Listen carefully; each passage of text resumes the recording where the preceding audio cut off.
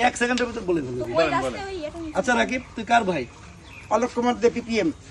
মনে থাকবে তো? জি। তাহলে তুই আর মার্ডার করবি না জীবনের কি শেষ মার্ডার এটা? না স্যার, না ভাই কথা একটাই স্যার যে আমার স্বাভাবিক জীবনে ফিরে আসার একটা ব্যবস্থা করে দেন। আমি প্রতিদিন হাজিরা দেবো। ভাই কেডা? বারবার নাম বলা যাবে না। এই রাকিব, তাহলে কি এরপর থেকে তুমি একেবারে সুন্দর একটা ভালো জীবন যাপনের দিকে যাবে? ইনশাল্লাহ স্যার, ইনশাআল্লাহ।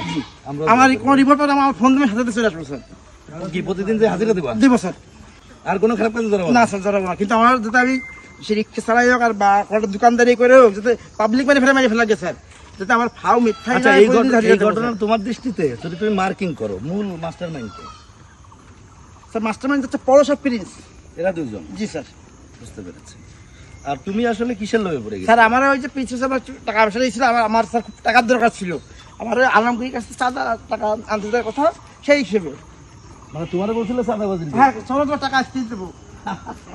মানে গেলা চাঁদাবাজি করতে। তোমার নাম কি? ভালো নাম বলো। ভালো নাম কাজী রাখি হোসেন। আর খারাপ নাম? লোকজন আছে কি নাম? ভাইপো রাখি।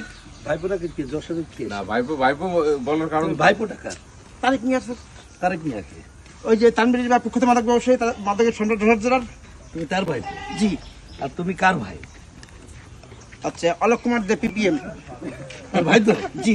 তো তুমি কি আর এই মার্ডার টার্ডারের সাথে জড়াবা? কখনোই না স্যার। তাহলে কি দরজা খুলবে না নাকি?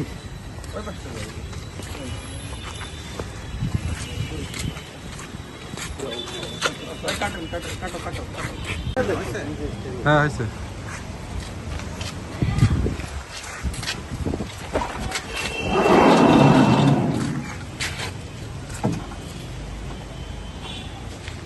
জানি যে যাতে হ্যান্ডকাপ ছিল না, এই ভিডিও কিন্তু দেওয়া যাবে না।